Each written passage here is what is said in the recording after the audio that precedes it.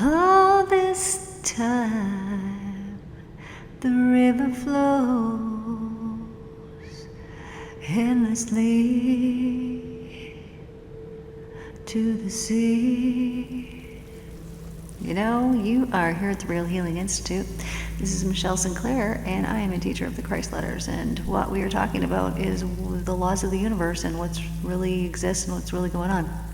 And meanwhile, the whole time that it's going on, all the things are just happening. The rivers are flowing endlessly. And if I had my way, I would let the whole world know these beautiful divine laws of the universe so that they could change the things that needed to be changed in their vibrational patterns and in their frequency, meaning in their consciousness and their mind, because these begin with your thoughts in the mind, and alleviate all kinds of suffering in the world. Now, you might think to yourself, well, I've gone through suffering and there's no way that I caused it, and if I just don't think about it, it doesn't make it go away. And you would be right. Because you have experienced the things that you've experienced based on several different factors. Things like karma coming back to you, and things like, please teach me this beautiful lesson. But in order to learn this beautiful lesson, you have to go through the things. So let me give you an example here. We just did a retreat here at Mount Shasta. We had 15 people. It was wonderful. And we had so many profound, unbelievable breakthroughs that came through. It was actually really wonderful. I really loved how in my house, you know, I ended up with the people that I ended up with. It wouldn't have mattered who it was, but they were particularly there just for me. We had 2 separate houses because there were so many of us. And so one night we stayed up real late and did some intensive, amazing, transformative healing work. And these things that happen, these huge shifts that happen, it was so rapid how quickly these things happen, but you don't understand how heavy and dense it is when you are carrying things in your mind, because those things that are in your mind will manifest in the physical body and it will feel like heaviness. And you don't even know how much you're carrying until you've let it go and you can see the contrast. Until you can feel how light you feel, until you can feel how much happier you feel and more buoyant in yourself. And there was a woman who came, and when we started, we said, oh, there's going to be laughter, there's going to be all kinds of things. And she was like, what's there to laugh about? And it was, you know, very not in the state of I'm going to not laugh about anything. And after we did some work together there, the next day, there was nothing that she didn't laugh about. I mean, even if there was something serious going on, when I get it, that's me too, man. There was laughter that came out. And so when we hold these heavy, dense energies inside of us that we don't even know we're doing it, it's a lot. But here's how you can know. If you are unhappy, or if you are tired, or if you are energy depleted, or if you are in a state of not liking the world, if you are in a state of victimhood or, you know, blame of yourself or of other people, or in a state of guilt, or in a state of resentment, or rejection of what is or what was or what's going to be, because you've put something in your consciousness that has told you that tomorrow is going to be exactly the same as today. And you've believed in it so much so that it causes depression and anxiety and these heavy, dense energies inside of you, then you will just know that there is something inside of you that needs to be addressed. There is something inside of you that needs to be let go of.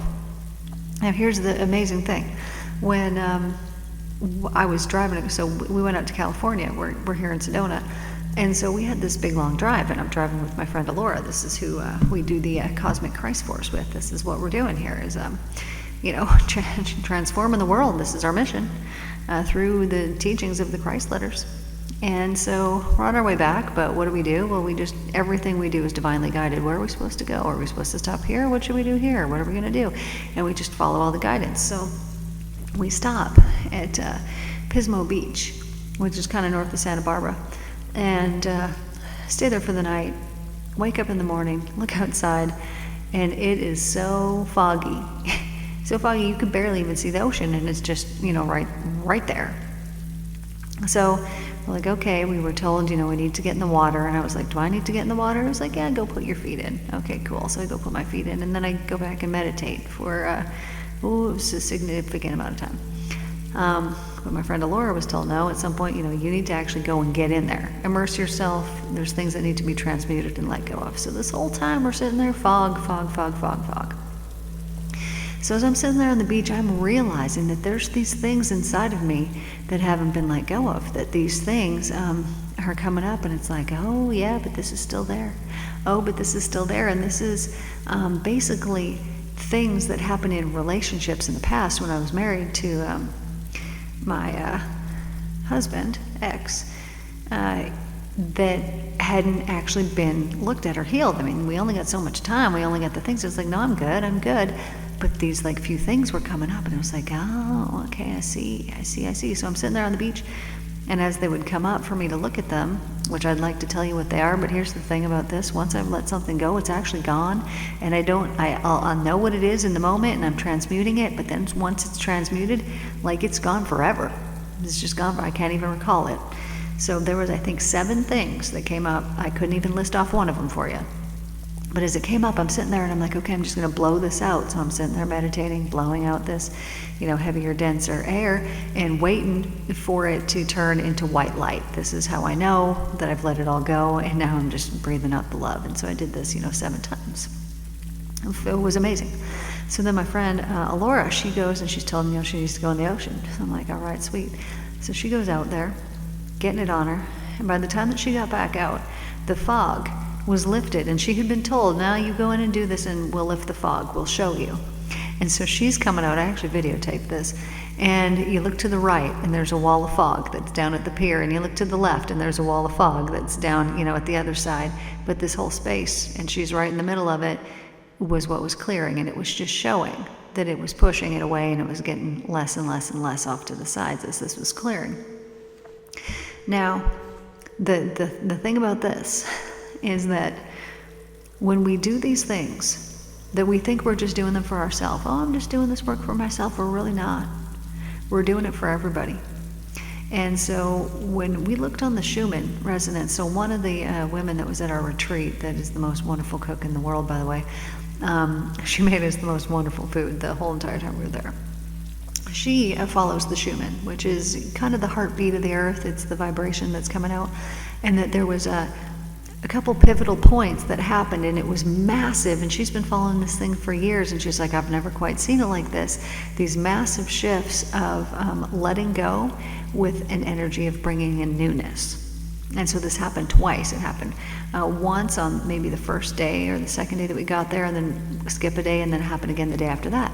So we, she told us these things, and we're like, sweet, wow. We could definitely tell, and we were doing, intense, heavy work during these times. And so when this fog was lifted and cleared, I was like, oh man, we got to call her. So we get out and we call her. Meanwhile, my friend Alora, we're sitting in the Jeep, because by this time it was past 11:45. We had to check out of our room. So she's like, oh, that's fine. I'll just change in the Jeep. Meanwhile, it's the Pacific Ocean. It's freezing. But she changes. We're sitting in the Jeep. And she starts having neurogenic tremors from releasing. I've seen this many times when I've held ceremonies for people. It's somatic release. So the body is just tremoring, shaking. But this went on for about 45 minutes, which, it's... anyways, during this time, we call our friend, and we're like, hey, can you see what the Schumann is doing right now? And she's like, yeah, it's actually really crazy. It's in a blackout state right now, which people are all getting online, and they're saying, oh, maybe there's these timeline jumps and these things that are happening, which confirmed 100,000,000% that's definitely what happened during that time. But anyways, my friend Alora is still sitting there having these neurogenic tremors, and we're on the phone with our friend, and then a few minutes later, her son comes in when she's about to get off the phone, or when she's gotten off the phone, and he goes, Mom, when you were in here, I was outside on the earth, and the earth was vibrating, like it was shaking, like I could feel it. And anyway, so then she sends us this video, but it was just, it was quite amazing. All of the wonderful things that happened during this time. And so then we get back to Sedona, and there was a timeline jump. There's things here that were not here before.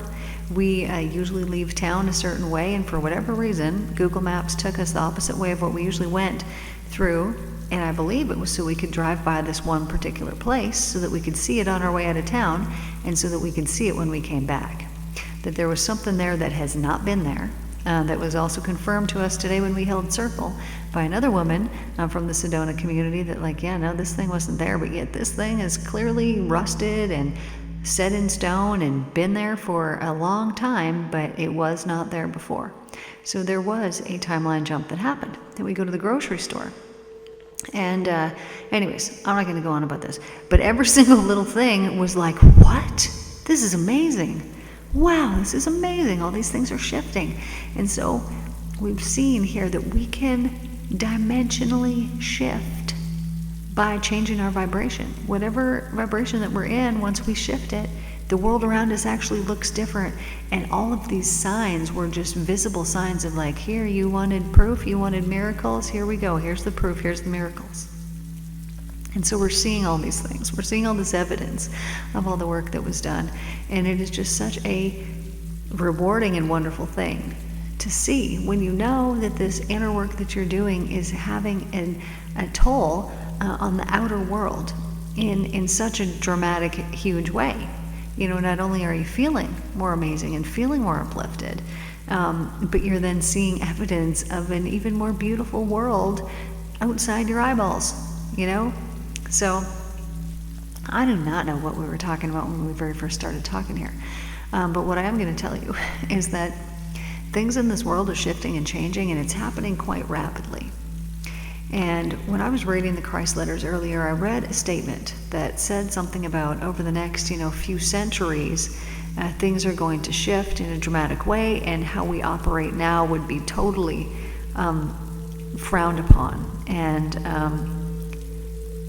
unacceptable, and would be just abhorrent compared to, the holy way that it's going to be then.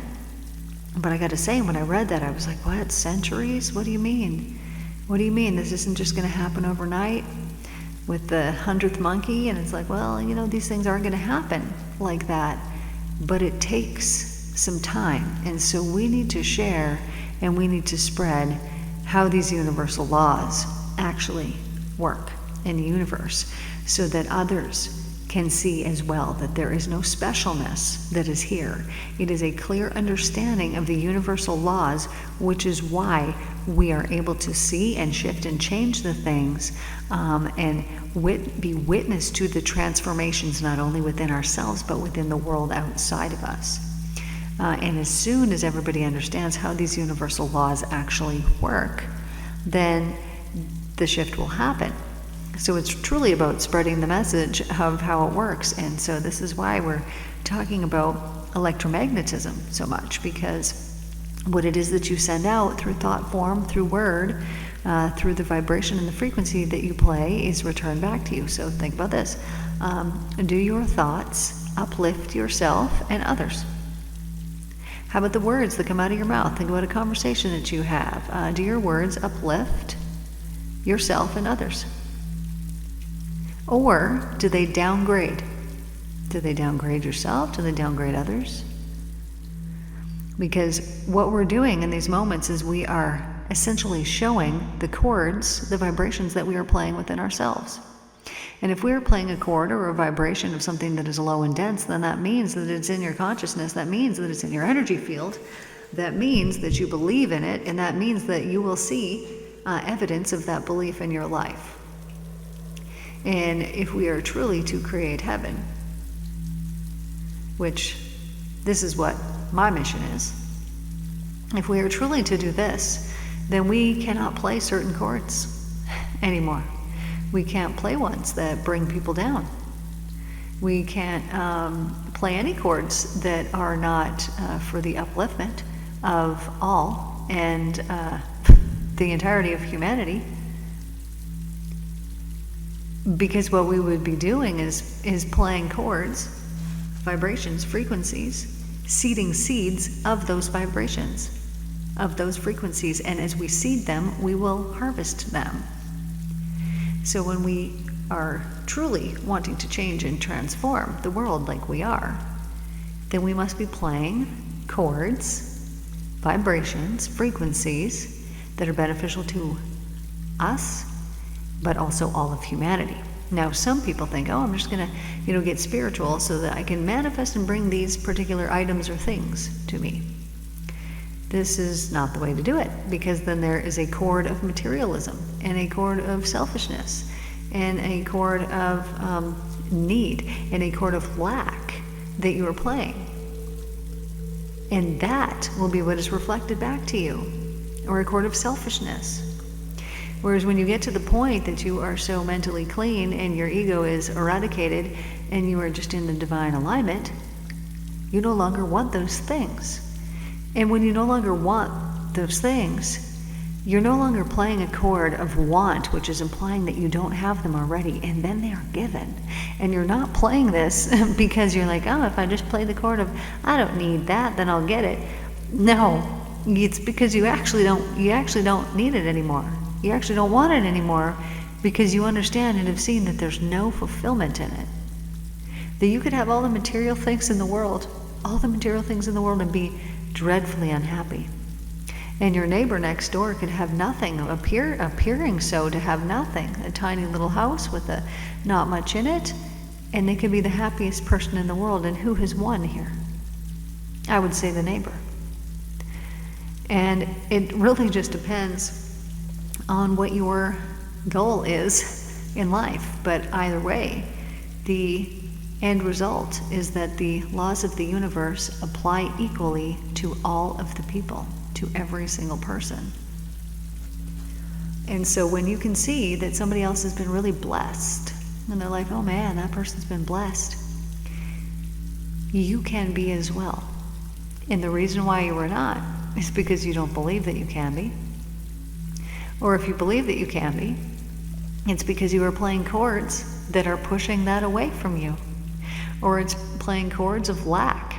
Or it's playing chords of I don't have that yet. Or chords of jealousy. Or resentment. Or I don't know what it is. There's so many different options there. But as long as we are playing certain vibrations and chords, we are planting them and we will harvest them. Do you want that? Do you want to harvest that? Because if you don't, then you can't plant it. But the way to get to that point, because I understand that it's very difficult to get to that point where, like, here's an example. My ex then, he just sends me a nasty message, very projecting. And after I've done all this work on the beach, particularly about him, and I had sent him so much love, from that space and thankfulness for all the lessons, like true, genuine, like thank you. And so I'm sending this, and then I get a message, and I could instantly feel this tension, heaviness in my shoulders and my neck.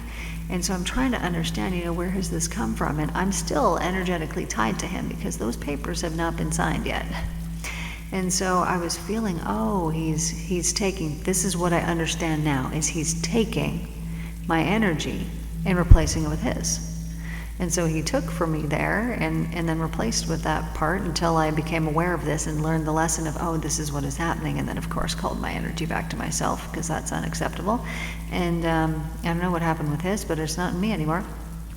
But here's the thing about this, is that all of these things that come to us are presented to us so that we can heal even more deeply. And I honestly believe, because I've forgiven him 100%, and I love that he did what he did to me, because it was the biggest gift, because now I'm not with him anymore, and so I'm free and I'm no longer spiritually suppressed.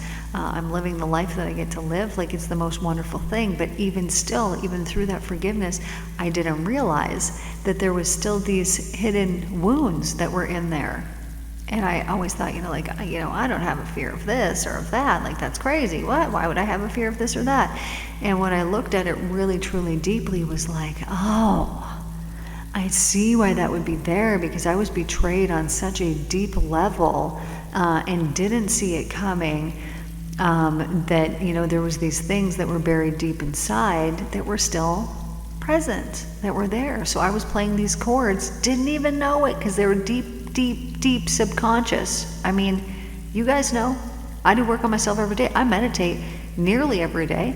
sometimes multiple times a day. And it's like, how have these things not come up yet? This is intense. Why would this be? That there were so many things that were hidden. And it's because these things come up when they're meant to.